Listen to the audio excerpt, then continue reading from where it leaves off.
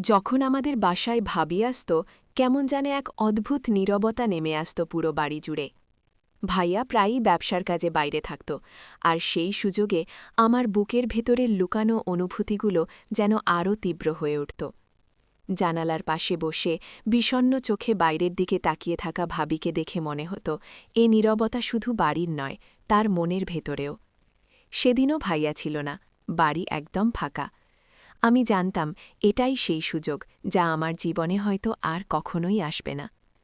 নমস্কার বন্ধুরা, মনিয়া স্টোরি চ্যানেলে আপনাদের সকলকে স্বাগত। আশা করি আপনারা সবাই ভালো আছেন। আজ আমি আপনাদের জন্য নিয়ে এসেছি এক হৃদয় ছুঁয়ে যাওয়া গল্প, যা হয়তো আপনাদের চোখের কোণে জল এনে দেবে। গল্পটা শুনতে শুনতে নিজেকে এর গভীরে ডুবিয়ে দিতে চাইলে হেডফোন ব্যবহার করতে পারেন। আর হ্যাঁ, গল্পটা যদি আপনার ভালো লাগে তাহলে চ্যানেলটি সাবস্ক্রাইব করে আমাদের পাশেই থাকবেন। আমার নাম আরিফ। ঢাকায় আমাদের ছোট একটা পরিবার। আমি, আমার বড় ভাই রাহিদুল ইসলাম, যাকে আমরা রহিম ভাই বলে ডাকি, আর আমাদের প্রাণপ্রিয় ভাবি সাদিয়া। যখন সাদিয়া ভাবি প্রথম আমাদের বাড়িতে এসেছিলেন তখন আমি সবেমাত্র বিশ্ববিদ্যালয় দ্বিতীয় বর্ষের ছাত্র। ভাইয়া আর ভাবির বিয়েটা হয়েছিল পারিবারিকভাবে, বেশ ধুমধাম করে। ভাইয়া তখন সবেমাত্র নিজের ব্যবসা শুরু করেছে, সারাদিন ব্যস্ত থাকত। সাদিয়া ভাবি এসেছিলেন আমাদের ছোট সংসারে এক ঝলক তাজা বাতাসের মতো। তার উজ্জ্বল হাসি, নরম কথা আর সহজ ব্যবহারের মায়ায় বাড়ির প্রতিটি কোণ যেন প্রাণ ফিরে পেয়েছিল। আমি প্রথম থেকেই ভাবিকে খুব শ্রদ্ধা করতাম। তিনি শুধু ভাইয়ার স্ত্রী ছিলেন না, আমার কাছে ছিলেন এক বড় বোন আর মায়ের মিশ্র রূপ। আমার পড়াশোনার খোঁজ নিতেন, পছন্দের খাবার রান্না করতেন, এমনকি আমার মন খারাপ হলে নীরবে পাশে এসে বসতেন। ভাইয়া ব্যবসার কাজে প্রায়ই বাইরে যেত, কখনো চট্টগ্রাম, কখনো সিলেট, আবার কখনো রাজশাহী। তখন সাদিয়া ভাবি একাই থাকতেন। সেই সময়গুলোতে আমি তার একমাত্র সঙ্গী ছিলাম। আমরা দুজন মিলে গল্প করতাম, বই পড়তাম, আর কখনো কখনো পুরনো দিনের বাংলা সিনেমা দেখতাম। ধীরে ধীরে আমার মনে ভাবির প্রতি এক ভিন্ন ধরনের অনুভূতির জন্ম নিতে শুরু করে। এটা শুধু শ্রদ্ধা বা ভালোবাসার সম্পর্ক ছিল না, এর চেয়েও গভীর কিছু। তার মৃদু হাসি, তার হাতের স্পর্শ, তার চোখের গভীরতা, সবকিছুই আমাকে এক অজানা আকর্ষণে টেনে নিয়ে যেত। আমি জানতাম এই অনুভূতিটা ভুল, ঘোর অন্যায়। সে আমার ভাইয়ের স্ত্রী, আমার ভাবি, কিন্তু মনকে কি আর শাসন করা যায়? রাত জেগে আমি ভাবতাম তার কথা। তার প্রতিটি ছোট ছোট কাজ আমার মনে গেঁথে থাকত। তার অনুপস্থিতি আমাকে পীড়া দিত, আর তার সামান্যতম কষ্ট আমাকে অস্থির করে তুলত। একদিন ভাইয়া রাজশাহীতে গিয়েছিল ব্যবসার কাজে। সেখানে তার প্রায় এক সপ্তাহ থাকার কথা ছিল। বাড়িটা যেন আরও বেশি নীরব হয়ে উঠেছিল। সাদিয়া ভাবিও কেমন যেন চুপচাপ থাকতেন। আমি দেখতাম তিনি প্রায়ই জানালার পাশে বসে উদাস দৃষ্টিতে বাইরের দিকে তাকিয়ে থাকেন। তার চোখে এক বিষাদের ছায়া, যা আমার হৃদয়কে আরও ব্যথিত করত।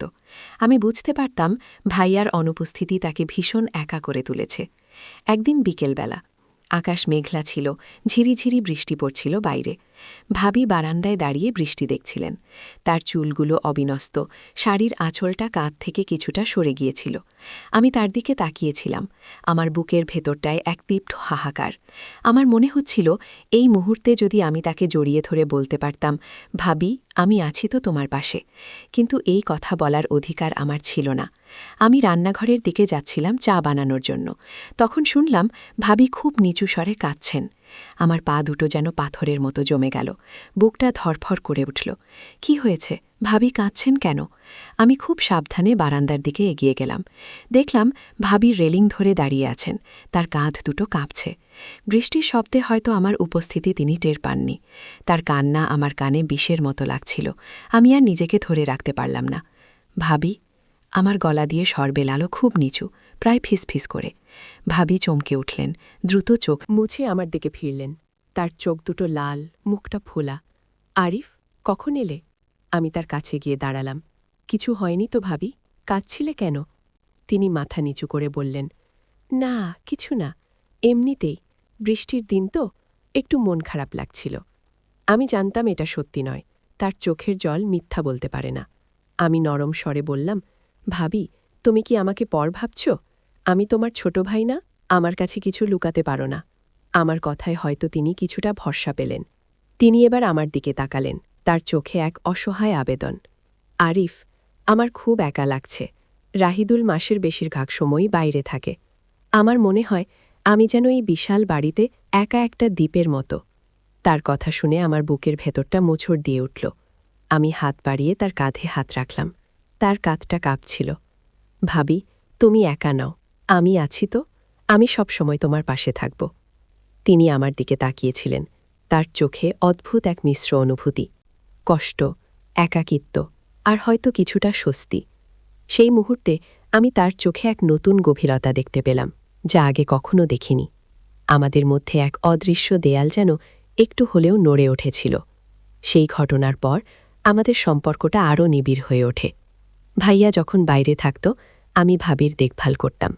তার পছন্দের খাবারগুলো রান্না করে দিতাম, বাজার থেকে তার পছন্দের ফল এনে দিতাম। রাতের বেলা ভাবি ঘুমানোর আগে আমাকে ডেকে তার দিনলিপির কথা বলতেন। আমি মন দিয়ে শুনতাম। তিনি হয়তো আমার মধ্যে ভাইয়ার অভাবটা পূরণ করার চেষ্টা করতেন, আর আমি তার মধ্যে খুঁজে পেতাম আমার লুকানো ভালোবাসার প্রতিচ্ছবি। একবার ভাবির প্রচণ্ড জ্বর হয়েছিল। ভাইয়া তখন সিলেটে। রাত প্রায় 2টো। ভাবির শ্বাসকষ্ট হচ্ছিল। আমি ভয় পেয়ে গেলাম। ডাক্তার ডাকতে যাচ্ছিলাম, কিন্তু ভাবি আমাকে যেতে দিলেন না। আরিফ, এই রাতে কাউকে ডেকোলা, একটু জল এনে দাও। আমি তার কপালে হাত দিয়ে দেখলাম গা পুড়ে যাচ্ছে। সারা রাত আমি বসেছিলাম, ঠান্ডা জলপট্টি দিচ্ছিলাম, তার হাত ধরে বসেছিলাম। তার নিঃশ্বাস ভারী হয়ে আসছিল। সেই রাতে আমার মনে হয়েছিল আমি যেন তাকে হারানোর ভয়ে কাঁপছে। ভোরের আলো ফুটতেই তার জ্বর কিছুটা কমল। তিনি ঘুমিয়ে পড়লেন। তার কপালে হাত বুলিয়ে দিতে দিতে আমার মনে হয়েছিল এই মুহূর্তটা যদি চিরকাল থাকত। আমার পড়াশোনা শেষ হয়ে গিয়েছিল। ভাইয়ার ব্যবসা বাড়ছিল, তাই প্রায়ই তাকে ঢাকা, চট্টগ্রাম, সিলেট, রাজশাহী করতে হতো। ভাবির একাকিত্ব যেন আরও বাড়ছিল। আমি চাকরির চেষ্টা করছিলাম, কিন্তু আমার মন পড়ে থাকত ভাবির দিকে। আমি চাইতাম কোনোভাবে যেন তার পাশে থাকতে পারি। আমার মনে হচ্ছিল আমি যেন তার ছায়া হয়ে গেছি। গত পরশু ভাইয়া গিয়েছিল চট্টগ্রাম। তার প্রায় 10 দিনের জন্য থাকার কথা। বাড়িটা আবারও ফাঁকা, শুধু আমি আর ভাবি। এই সুযোগের অপেক্ষায় ছিলাম আমি অনেক দিন ধরে। আমার মনে হতো এই ফাঁকা বাড়িটা যেন আমাদের দুজনের মনের কথাই বলতে চাইছে। সেদিন ছিল বৃহস্পতিবার। সন্ধ্যা নামছিল। আকাশে মেঘের ঘনঘটা। ভাবি তার ঘরে বসে একটা পুরনো অ্যালবাম দেখছিলেন, ভাইয়া আর তার বিয়ের ছবিগুলো। তার মুখে একটা বিষাদের হাসি লেগেছিল। আমি তার ঘরের পাশ দিয়ে যাচ্ছিলাম। তখন দেখলাম ভাবি হঠাৎ করে কেঁদে উঠলেন। ফুপিয়ে ফুপিয়ে কাঁদছিলেন তিনি। আমার বুকের ভেতরটা দুমড়ে মুচড়ে গেল। আমি ঘরের ভেতরে গেলাম। ভাবি আমাকে দেখে দ্রুত চোখ মুছতে চেষ্টা করলেন। আরিফ, কিছু না, এমনিতেই। তার কথা শেষ না হতেই আমি তার সামনে গিয়ে বসলাম। ভাবি, কতদিন ধরে তোমাকে এভাবে দেখছি। ভাইয়ার অনুপস্থিতি তোমাকে কতটা কষ্ট দিচ্ছে আমি জানি, কিন্তু তুমি কি জানো না, তোমার এই কষ্ট আমাকেও কতটা কষ্ট দেয়। ভাবি আমার দিকে বিস্মিত চোখে তাকালেন। তার চোখে জল, কিন্তু সেই জলে এক প্রশ্নবোধক চিহ্ন। আমি তার হাত ধরলাম। তার হাতটা ঠান্ডা ছিল। ভাবি, তুমি কি জানো না আমি তোমাকে কতটা... আমার গলা আটকে গেল। এই কথাটা বলা আমার জন্য অসম্ভব, কিন্তু আমি আর নিজেকে ধরে রাখতে পারছিলাম না। আমার শরীরের প্রতিটি শিরা উপশিরা যেন এই কথাটি বলার জন্য আর্তনাদ করছিল। আমি জানি এটা বলা আমার ঠিক নয়, আমি বললাম, কিন্তু আমি আর এই অনুভূতি লুকিয়ে রাখতে পারছি না। তোমার প্রতি আমার অনুভূতি শুধু একজন দেবর বা ভাইয়ের মতো নয়। আমি তোমাকে অন্যভাবে ভালোবাসি ভাবি। আমি জানি এটা ভুল, এটা অসম্ভব, কিন্তু আমার মন আমার কথা শোনে না। তোমার প্রতিটি কষ্ট, প্রতিটি একাকিত্ব আমাকে পাগল করে তোলে। আমি শুধু তোমার পাশে থাকতে চাই, তোমার সব দুঃখ মুছে দিতে চাই। ভাবি আমার কথা শুনে স্তব্ধ হয়ে গিয়েছিলেন। তার চোখ দুটো বড় বড় হয়ে গিয়েছিল। তিনি আমার হাত থেকে তার হাতটা সরিয়ে নিলেন না। আমরা দুজন নীরবে একে অপরের দিকে তাকিয়েছিলাম। ঘরের ভেতরে শুধু তার কান্নার শব্দ আর আমার হৃদয়ের তীব্র স্পন্দন। কিছুক্ষণ পর ভাবি মৃদু স্বরে বললেন, আরিফ, তুমি এসব কি বলছ? তুমি জানো এটা কত বড় ভুল? তুমি আমার দেবর, রাহিদুল আমার স্বামী। আমি জানি ভাবি, আমার গলা ভারী হয়ে এলো। আমি সব জানি, কিন্তু আমি কি করব? আমার অনুভূতি আমার হাতে নেই। যেদিন তুমি প্রথম এই বাড়িতে এসেছিলে, সেদিন থেকেই আমি তোমার মায়ায় জড়িয়ে পড়েছি। আমি তোমার হাসি, তোমার কথা, তোমার উপস্থিতি ছাড়া বাঁচতে পারি না। ভাবি উঠে দাঁড়ালেন। তার চোখ দুটোতে এক অদ্ভুত অস্থিরতা। না আরিফ, এভাবে হয় না। এটা পাপ, এটা রাহিদুলকে ঠকানো হবে। আমি রাহিদুল ভাইয়াকে ঠকাতে চাই না ভাবি, আমি বললাম। কিন্তু আমি তোমাকে কষ্ট পেতেও দেখতে পারি না। তুমি যখন একা থাকো, যখন তোমার মন খারাপ থাকে, আমার মনে হয় আমি যেন পৃথিবীর সবচেয়ে অসহায় মানুষ। আমি শুধু তোমার পাশে থাকতে চাই, তোমাকে ভরসা দিতে চাই। ভাবি বারান্দায় গেলেন। বাইরে তখন বৃষ্টি আরও বেড়েছে। তিনি বৃষ্টির দিকে তাকিয়েছিলেন। তার পিঠের দিকে তাকিয়ে আমার মনে হচ্ছিল আমি তাকে আরও বেশি দূরে ঠেলে দিয়েছি। হয়তো তিনি আর আমার সাথে কোনোদিন কথা বলবেন না। আমিও তার পাশে গিয়ে দাঁড়ালাম। নীরবতা আমাদের ঘিরে ছিল। কয়েক মিনিট পর ভাবি ফিসফিস করে বললেন, আরিফ, আমারও খুব একা লাগে। রাহিদুল প্রায়ই বাইরে থাকে। আমি জানি তুমি আমার অনেক খেয়াল রাখো। তুমি আমার একমাত্র বন্ধু এই বাড়িতে। তার এই কথাগুলো আমার বুকে এক অজানা আশার সঞ্চার করল। ভাবি, তুমি কি আমাকে একটুও বোঝো না? ভাবি আমার দিকে ফিরলেন, তার চোখে জল। আমি হয়তো তোমাকে বুঝি আরিফ, কিন্তু আমরা যে সামাজিকতার বাঁধনে বাঁধা, এই বাঁধন ছিন্ন করা কি এতই সহজ? আমি তো তোমাকে এই মুহূর্তে সামাজিকতা ছিন্ন করতে বলছি না ভাবি। আমি বললাম, আমি শুধু তোমাকে আমার মনের কথা বলতে চেয়েছিলাম।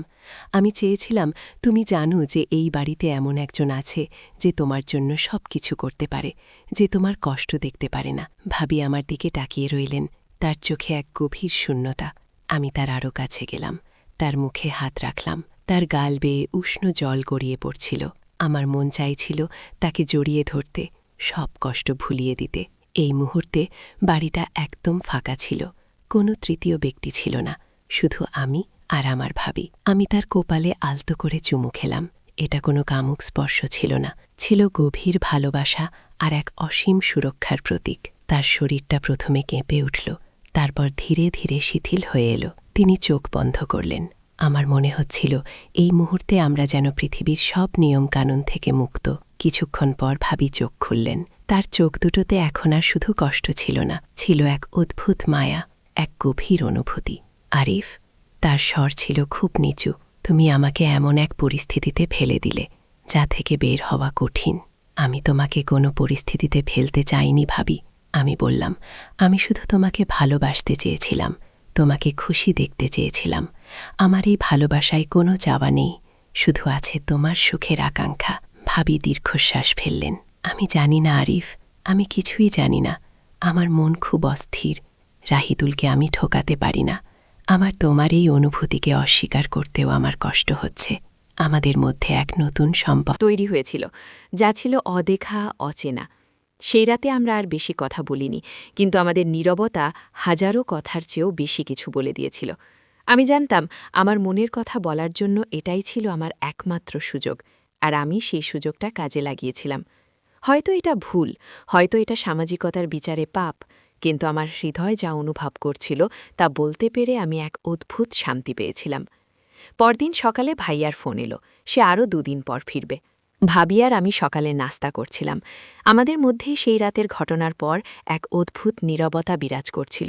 আমরা একে অপরের দিকে তাকাচ্ছিলাম, কিন্তু আমাদের চোখে ছিল হাজারো প্রশ্ন আর অনুচ্চারিত কথা। ভাবির মুখে সেই বিষাদের ছায়া কিছুটা কমে এসেছিল, কিন্তু তার চোখে ছিল এক গভীর চিন্তার ছাপ। আমি জানতাম ভাইয়া ফিরে আসার পর এই ফাঁকা বাড়ি আর থাকবে না, আমাদের মধ্যে এই নিবিড় মুহূর্তগুলো হয়তো আর আসবে না। কিন্তু সেই রাতের স্মৃতি, সেই স্পর্শ, সেই অনুভূতি আমাদের দুজনের মধ্যে এক অদৃশ্য বন্ধন তৈরি করে দিয়েছিল।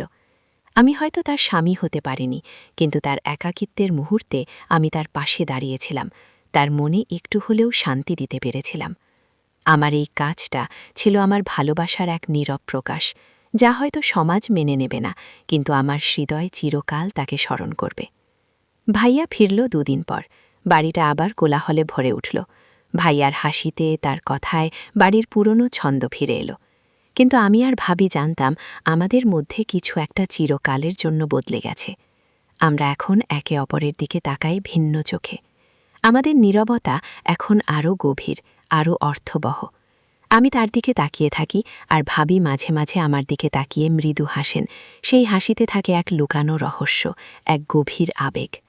আমার মনে হয় আমি হয়তো চিরকাল এই ভালোবাসার বোঝা বয়ে বেড়াব, কিন্তু সেই রাতে ভাকা বাড়িতে নেওয়া আমার সেই পদক্ষেপ, আমার সেই কাজটা আমার জীবনের সবচেয়ে সাহসী সিদ্ধান্ত ছিল। আমি জানি এই ভালোবাসার কোনো পরিণতি নেই, কিন্তু এর গভীরতা আমাকে বাঁচিয়ে রাখবে। বন্ধুরা, গল্পটা এখানেই শেষ। কেমন লাগলো আপনাদের মনিয়া স্টোরির আজকের পরিবেশনা? গল্পটি যদি আপনাদের ভালো লেগে থাকে তাহলে অবশ্যই একটি লাইক করবেন, কমেন্ট করে আপনার মতামত জানাবেন এবং আপনার বন্ধুদের সাথে শেয়ার করতে ভুলবেন না। আর নতুন নতুন গল্প শুনতে চাইলে মনিয়া স্টোরি চ্যানেলটি সাবস্ক্রাইব করে পাশে থাকা বেল আইকনটি বাজিয়ে দিন, যাতে কোনো নতুন গল্প আপনার মিস না হয়। আবারও দেখা হবে নতুন কোনো গল্প নিয়ে। ততদিন পর্যন্ত ভালো থাকবেন, সুস্থ থাকবেন। ধন্যবাদ।